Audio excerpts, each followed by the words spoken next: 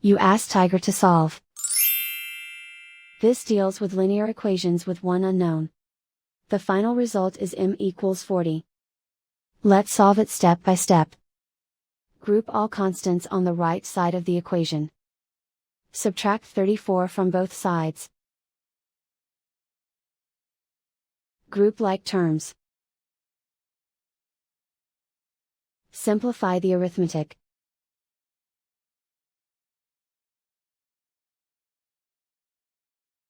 Convert the m into a positive number. Multiply both sides by -1.